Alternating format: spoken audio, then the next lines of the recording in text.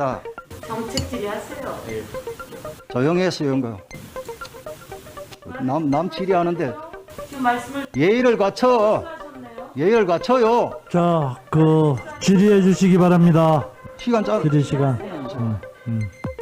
품위 있게 정책 질의하세요. 소영교 의원 조용해요. 정책 질의하세요. 제발 예의 좀 지키세요. 예? 정책 질의하십시오. 어떻게 초선 때나 자. 지금이나 하나도 변함이 없어. 예? 후보자께서는 언제 지명받으셨죠? 며칠 날 지명받으셨죠? 예, 지금 이제 한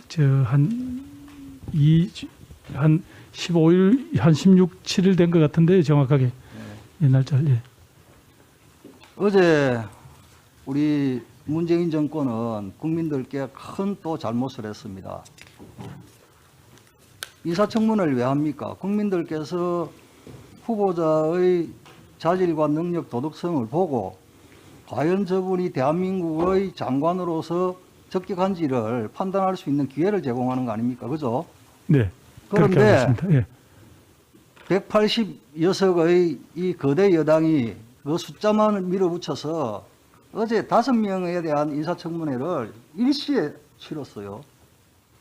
저는 그거 볼 때 민주당이 아직도 무도함을 벗어나지 못하고 있다. 국민들에 대한 예의가 아니다. 라는 걸 지적합니다.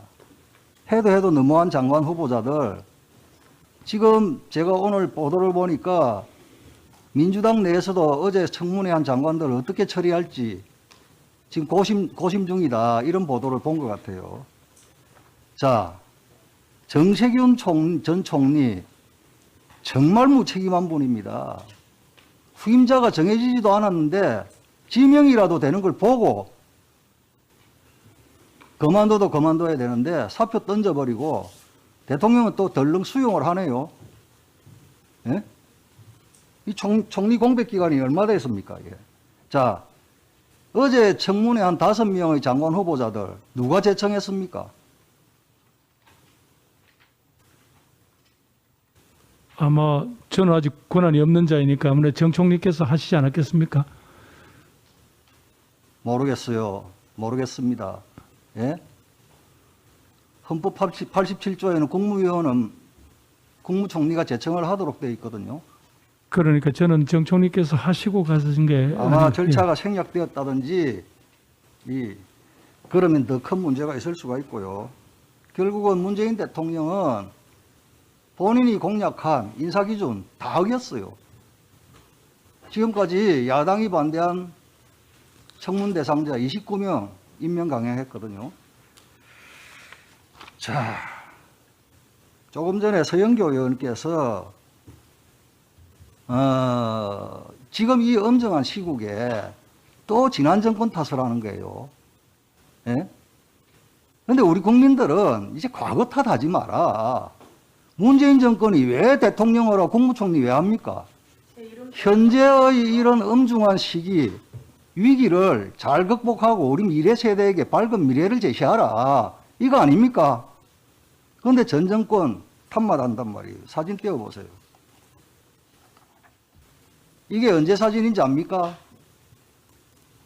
예? 작년 2월 20일 날 코로나19로 첫 사망자가 나온 날이에요. 아마 대구일 거예요. 첫 사망자가 나온 날. 그날 이렇게 지금 청와대에서 예? 식사 자리를 펼쳐놓고 저렇게 파한대소를 하고 있어요. 이 점에서 각종 언론에서 어떻게 나오느냐. 코로나19 사태가 확산되면서 정부의 위기 대응 능력을 비판하는 목소리가 커지고 있다. 186명이 감염돼 38명이 숨진 2015년의 메르스 때보다 나아진 게 없다는 부정적 평가가 지배적이다. 부실 대처로 대래 상황을 악화시키는 게 아니냐는 힐난이 나올 정도다.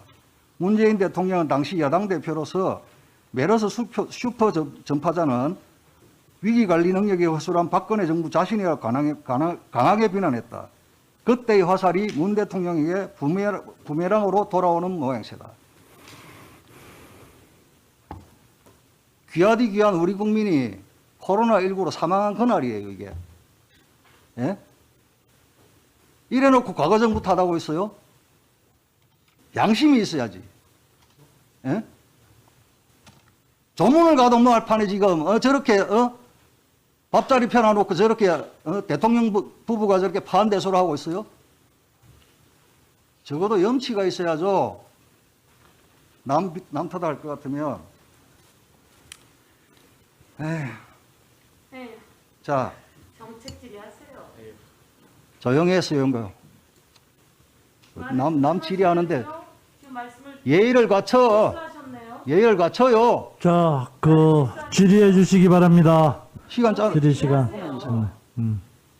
품위 있게 정책 질의하세요. 소영교 의원 조용해요. 정책 질의하세요.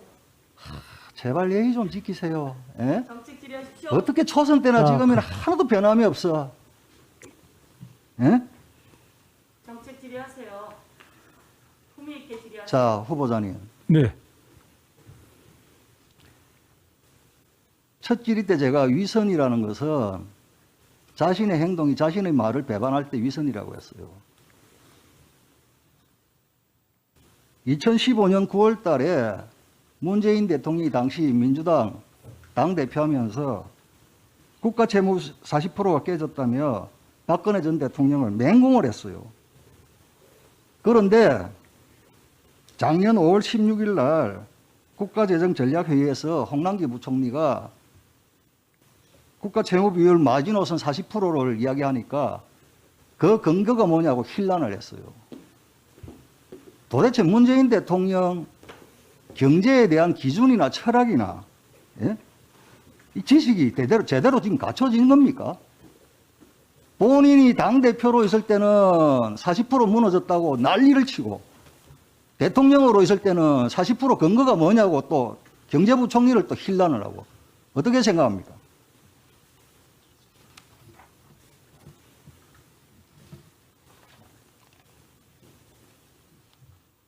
예, 제가 저는 맥락을 잘 몰라서 무슨 말씀 못해요. 맥락을 잘 모르는 게 아니고 후보자니 지금 팩트를 이야기하는 거예요. 아마 작년에 2020년이라는 시점은 코로나 대응 때 2019년요. 40% 이야기를 코로나 대응 때문에 아닙니다. 2019년 5월 16일입니다. 예, 죄송합니다. 그 답변 제가 맥락을 모르기 때문에 좀 답변하기 어렵겠습니다. 재정 관리는요. 예. 현 세대와 미래 세대의 균형을 맞춰야 되는 거예요. 예? 이게 글자 그대로 공돈이 아닙니다. 우리 미래 세대가 다 책임져야 할 빚입니다. 이 관리 잘 못한 책임, 민주당 정부가 문재인 대통령 책임지셔야 할 날이 올 겁니다. 자, 우리 경제가 코로나 때문에 지금 이렇게 어려워졌습니까? 아니면 어떻습니까? 전체적으로 이제 고도 성장이 멈출 무렵에 이 또 코로나까지 이렇게 저희들을 덮쳐서 사실은 이중의 고통이 있는 것 같습니다. 그래도 우회적으로 경제정책이 문재인 정권의 경제정책이 실패했다 이런 걸 우회적으로 표현한 것으로 보입니다. 자, 경제성장률을 보면요. 정권 초기 5월달에 2017년 5월달에 취임을 했는데 그때 2017년 경제성장률이 3.2%입니다. 그런데 문재인 대통령 재임 기간이 늘어날수록 계속 떨어지는 게요.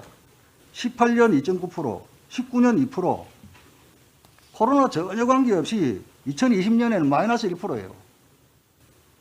그런데 마치 이 정권은 코로나 때문에 경제가 어렵다. 그러니 이해해달라.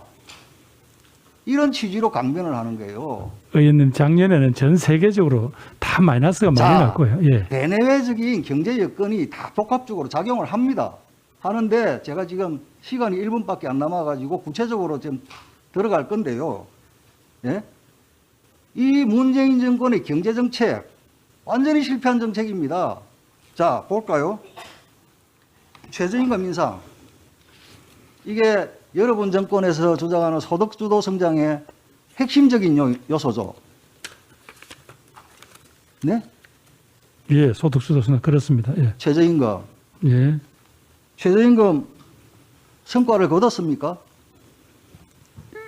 여러 가지 소득 5분위 배율 같은 걸 보면 성과를 거둔 걸로 나와 있습니다.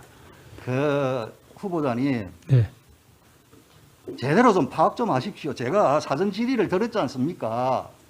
예? 저임금 노동자 비중이 줄었다. 이렇게 주장하고 있죠. 그렇습니다. 예, 그리고 임금 5분위 배율이 예. 예? 줄었다. 예. 이렇게 주장하고 있죠. 네, 그렇습니다. 이거 당연한 겁니다. 실질적으로 최저임금 정책에 있어서 그 결과가 어떠냐? 성패를 가할 때는 실업률이 어떻게 되느냐? 일자리가 어떻게 감소하느냐? 예? 이런 걸 봐야 최저임금 정책의 성패를 논할 수 있는 거예요. 네? 최저임금을 16%, 10% 급격하게 2년에 걸쳐서 인상을 해놓으니까 바로 2018년 첫 16% 올릴 때, 16.4% 올릴 때, 예? 가장 취약 지점이었던 5인 미만 사업자 고용수가 일자리가 24만 개가 바로 줄어버려요. 정책이 제대로 설계가 안 되고 막무가내 식으로 밀어붙인 결과, 그러니까 이 수치만 보는 거예요. 후보자께서 저임금 노동자 비중 줄었다. 말하십니까? 네? 결국 그거예요. 김 의원님 마무리해 주시기 바랍니다.